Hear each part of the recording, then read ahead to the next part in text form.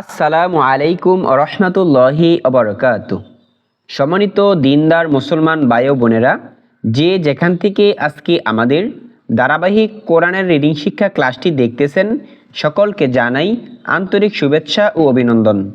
সম্মানিত বন্ধুগণ, আজকে আমরা আম পাড়ার তৃতীয় সূরা আবাসার ২৬ নাম্বার আয়াত থেকে ৩০ নাম্বার আয়াত পর্যন্ত বানান করে সমস্ত নিয়ম কায়দা সহকারে শেখার চেষ্টা করব ইনশাআল্লাহ। ওমা তৌফিকি ইল্লা বিল্লাহ। সকলেই আমার সাথে গভীর মনোযোগ সহকারে আজমতের সহিত পড়বেন ইনশাআল্লাহ। আউযু বিল্লাহি মিনাশ শাইতানির রাজিম। বিসমিল্লাহির রহমানির রহিম। সুম্মা শাকাকনাল আরদা শাক্কা। সুম্মা এখানে কিছু সময় ধরে রেখে পড়েছি। ধরে রাখার কারণ যে সুম্মা এখানে ধরে রাখার কারণ হচ্ছে যে ওয়াজিব গুন্না হয়েছে। ওয়াজিব গুন্না কাকে বলে যদি আমরা সহজে বলি, যে নুন অথবা মিমের উপর যখন তাসদীদ থাকবে। হ্যাঁ বন্ধুগণ, এখানে দেখুন যে মিমের উপর তাসদীদ রয়েছে। এই মিমের উপর তাসদীদ আসার কারণে উক্ত মিমকে কিছু সময় ধরে রেখে পড়েছি। সুম্মা, সা মিম পে সুম, মিম জবর মা, সুম্মা, শিন জবর শা, এটা হরকত তাড়াতাড়ি পড়তে হবে। কফ জবর কক, শাকক, নুন লাম জবর নাল, শাকক নাল। এখানে কক ধাক্কা দিয়েছি কারণ এটা কলকলা হয়েছে। কলকলা কাকে বলে? যে 5টি হরফের উপর যখন জজম থাকবে। এখন কফের উপর জজম হয়েছে, এই জজম হওয়ার কারণে এখানে কলকলা করে বলেছি, ধাক্কা দিয়ে প্রতিধ্বনি করে বলেছি। সুম্মা শাকাকনাল, হামজা র জবর আর, দ জবর দ, আর দ, শিন কফ জবর শাক, কফ আলিফ 2 জবর কন, শাক্কন।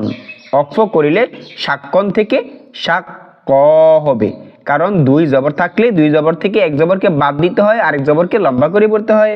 তাহলে সুম্মা শাকাকনাল আরদা শাক্কা ফাআমবাতনা ফিহা হাব্বা। ফা জবর ফা, হামজা নুন জবর আন। এখানে আন হওয়ার কথা ছিল, কিন্তু খেয়াল করুন যে নুন সাকিনের পরে যদি বা আসে, হ্যাঁ বন্ধুগণ, যদি নুন সাকিনের পরে বা আসে তখন উক্ত নুন সাকিনকে মিম দ্বারা পরিবর্তন করে পড়তে হয়। ফা আম থেকে ফা আম বলতে হবে। ফা জবর ফা, হামজা নুন জবর আম, ফা আম। বা তা জবর বাত, নুন আলিফ জবর না, বাতনা। ফা আম বাতনা, ফা ইয়া জের ফি, হা আলিফ জবর হা, ফি হা।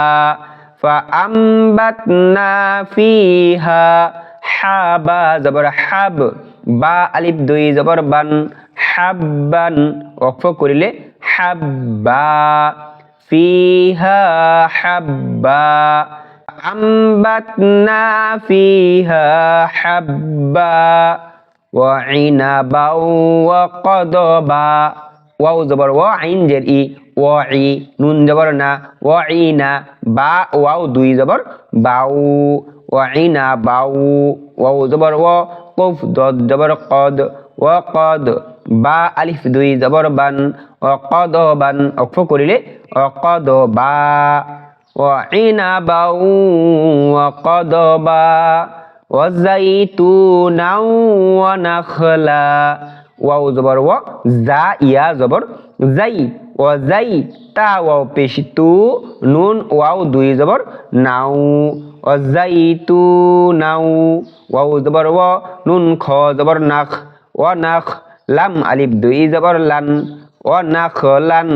অক্ফ করিলে ওয়া নাখলা, ওয়া যাইতুনা ওয়া নাখলা। ওয়া হাদাইকা গুলবা, ওয়াও জবর ওয়া, হা জবর হা, ওয়া হা, দাল আলিফ জবর দা। এক আলিফের স্থলে 4 আলিফ কেন? যে মাদের হরফের পরে গুল হামজা এসেছে। ও হাদা, হামজা জের ই, কফ জবর ক, ই ক, গইন লাম পেশ গোল, বা আলিফ 2 জবর বান, গোলবান। ওয়াহাদাইকা গুলবান, ওয়াকফ করিলে গুলবা, ওয়াহাদাইকা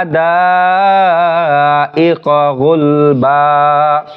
সম্মানিত বন্ধুগণ, আমি আশা করি আমরা যদি প্রতিদিন অল্প অল্প করে চেষ্টা করি, ইনশাআল্লাহ আমরা সকলেই কোরআনুল কারীমকে পড়তে পারবো। যদি আমরা আরবি 29টি হরফকে চিনতে পারি, আরবি 29টি হরফ চিনার পরপরই যদি আমরা এই ক্লাসগুলো দেখতে থাকি, ইনশাআল্লাহ আমরা সকলেই কোরআনুল কারীম পড়তে পারবো। সকলের প্রতি দোয়া এবং ভালোবাসা রেখে আজকের ক্লাস এখানেই শেষ করলাম। আসসালামু আলাইকুম ওয়া রাহমাতুল্লাহি ওয়া বারাকাতুহু।